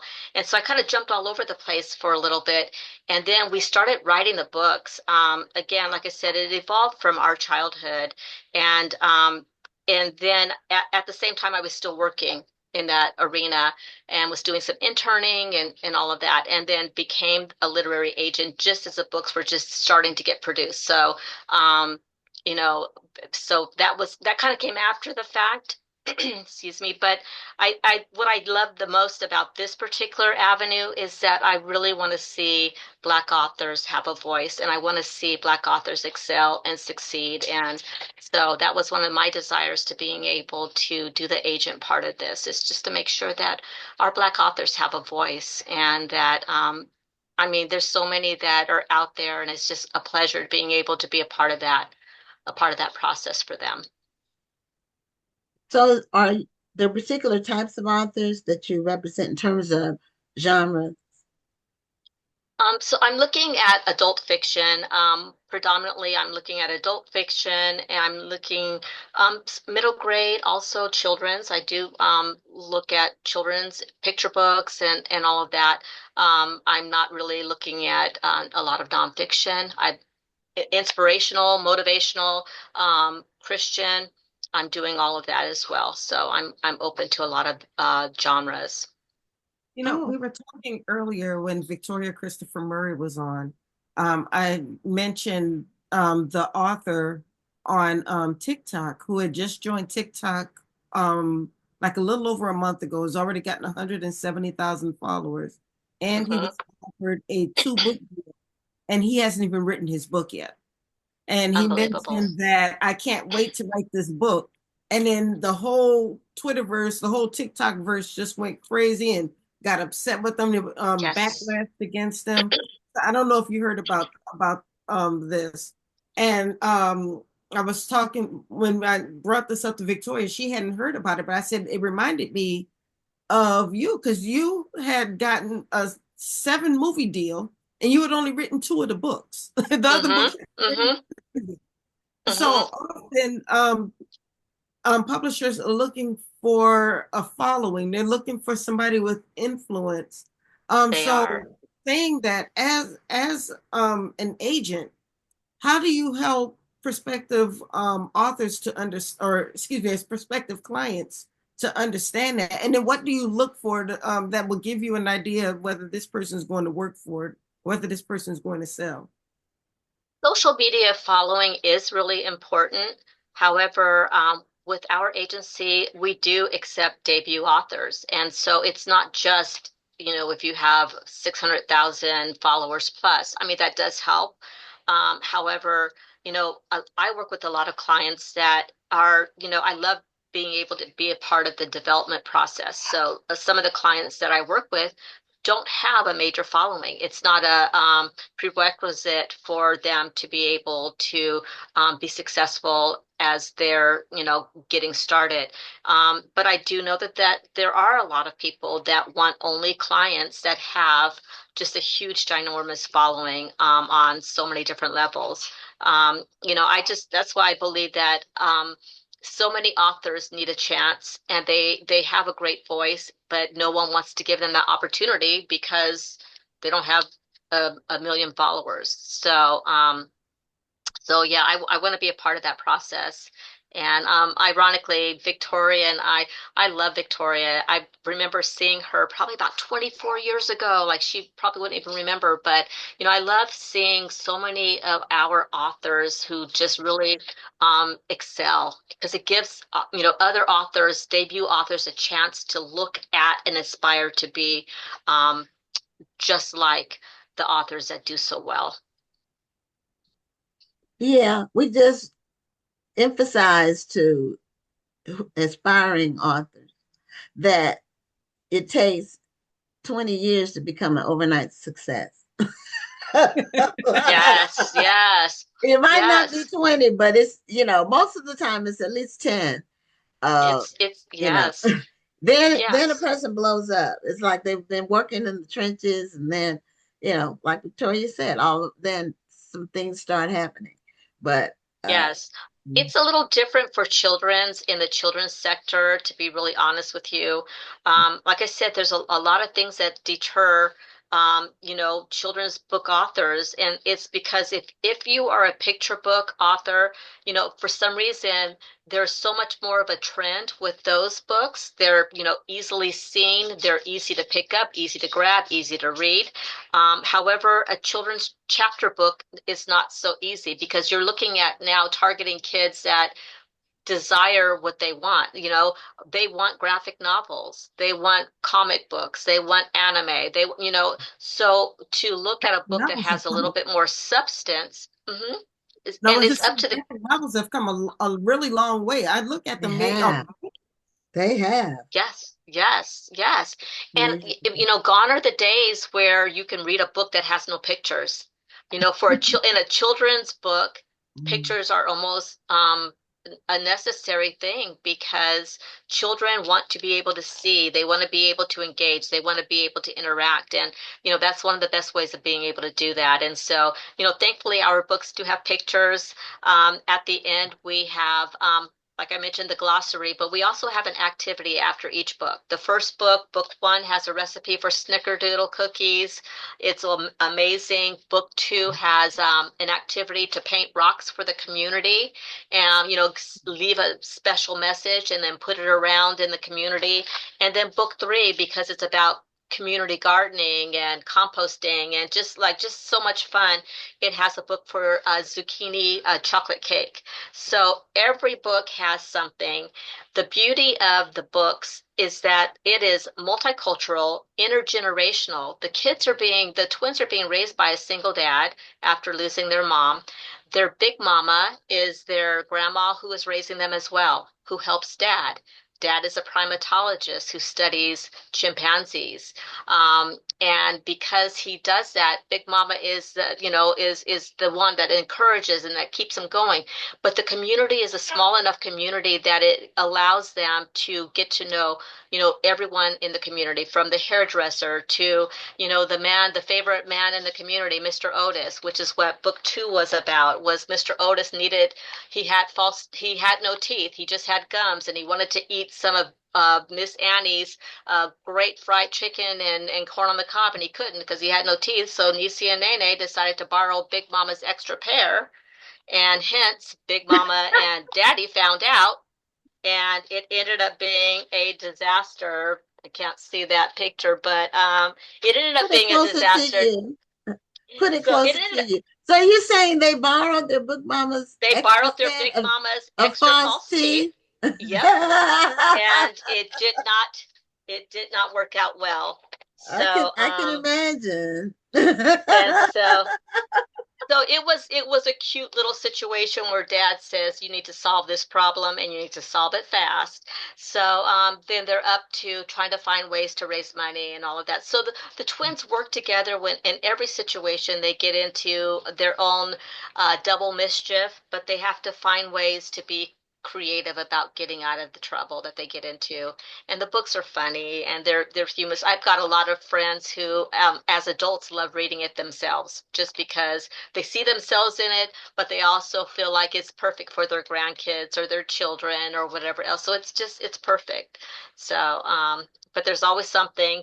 Book 1 was about the Nisi and Nene having their own beauty salon, and that became a disaster because they made all kinds of mistakes trying to do hair and nails and facials, and it was just a complete disaster. They used like guacamole and mustard and all of those things for a face mask, and they used fish scales for fake fingernails, which was a true story. I will say that was a true story because yes, I was a nail biter. And my twin sister could grow her nails beautifully, and I was just so envious of that. And so my mom fished, and we had people in the family that fished, and she was scraping off those fish scales, and I'm like, this looks like fingernails. Yep, so we tried to glue those fingernails on, those little fish scales for fingernails. So the stories really do evolve from some of our own little shenanigans and some of the things that we got into trouble over, and things like that. So Wow, so the fish scales. My mom used to do that because my dad was a fisherman. He would fish. mhm, He had a mhm, boat with two of his friends, and they would go out and mhm. bring home coolers full of fish. We would end up giving a lot of it away. But I don't remember the scales being big enough to be a fingernail. But maybe for a kid's fingernail, it probably would work. Mhm. Mhm. That then So, the things that children think of. That's a child's mind goes in all kinds of different directions, and the idea that you even would think about gluing. So what did you use for the glue? Elmer's or no, well, we tried to use that what is that brown glue that you press the little, I can't even think of it, but I oh, know you would. does it have a little brush on it? Yeah, yeah, a little It's a little brush. bottle Mhm. top, and it has Mhm. a brush on it. Mhm. I don't know Mhm. what that's called, but yeah, I But know what you yeah, mean. yeah, it Oh, didn't last very long. It didn't last very long, and I think some Scotch tape was also used. So anything to make it work. But the beauty of it was that we had a very rich childhood. Each of us experienced so many fun, exciting things, and we owe that to my mom and my dad. And so each of the books has some hidden message that is directed towards my mom and my dad, and who have passed away. And so we want to pay homage to them. So there's little things in the book that just kind of like mentions little things that would be pertinent to them, and all of that. But it's just one of those things where kid literature is, we want to encourage it and keep it going, and we want especially to see kids want to read. You pick up a mhm. book because honestly, and I say this to so many, it's like kids really are our future, and they're going to be the one, the driving force. So mold them now while they have a chance to read. Give them that opportunity. Make them turn off that TV for half an hour. Get Yes. rid of the tablet for half an hour. Make it something that can be an incentive for them to do, but just encourage them to read. Because, like you said, the tablet is a big sale right now, and video games especially. Yeah. So, Well, parents really have to take charge. They can't yep, shy away from being the boss. I mean, they have to yes, just put because it's about their future, and reading, the ability to read is the gateway to everything else. If you can't yes, read, yes, you can't do well in the other subjects, yes, even math, exactly. because they're word problems. Yes, yes. And So, we want the characters in the book. Nisi she wants to be a doctor when she grows up, and she uses big words. She carries around a dictionary. However, Nene wants to be a detective, like her grandfather. And so she snoops everything out. So, again, it's a beautiful thing. So so we're at the end of our show. Can you show us the three? Do you have the three books with you, or is I it four? do. Yeah, three. I One, don't two, know three, if and four. the book four does not come out until Okay. October. Okay. So So book one. Where's book book one? one is Nisi and Nene and the Tangle Hairy Mess. Okay, that's And the then okay. book two is Nisi and Nene and the Glitter Girls. Okay. And then today's hot off the press is Nisi and Nene and the Green Thumbs. And so that is book three. So book Okay. four comes out October 7th. And so we're super excited about it, and just, available for book launches and just getting out there and getting the word, virtual book visits, author visits, just wanting kids to be able to get a hold of the books, and just to kind of develop their imagination. Okay. Well, Syrone, thank you for being a guest on Black Authors Matter Thank TV, you. and Thank you. continued success with both the writing and your literary agency work. Okay, thank you so much. Thanks for having me. Have a Okay. great Take night. care. Hmm. Okay. So, that's the end of our show for this week. Some of you may have heard that I mentioned it on the show that our daughter's getting married on June 14th. So that's next Saturday, not this Saturday, but the following Saturday. So it's coming up pretty quick. She got engaged in December, and it seems like it just was a whirlwind. Just came up so fast, and we're looking forward to that, and should be great. And I'm practicing. I'm getting some more practice, making sure that my line dancing is on point. I do plan to dance at my daughter's reception. So learn boots on the ground. I haven't learned that one. I'm not going to put that in my repertoire yet. I'm trying to perfect some of the other ones. The wombo was the last one that I had to just make sure I could do all the steps. Anyway, that's it for this week, everybody. Thanks for tuning in. We'll see you next Tuesday for another amazing episode of Black Office Matter TV. I'm Gwen Richardson signing off. And I'm Dr. Rhonda Lawson. Have a wonderful evening and a great week. Thank you for tuning in, and join us next Tuesday at 7 p.m. Central, 8 p.m. Eastern for another edition of Black Authors Matter TV.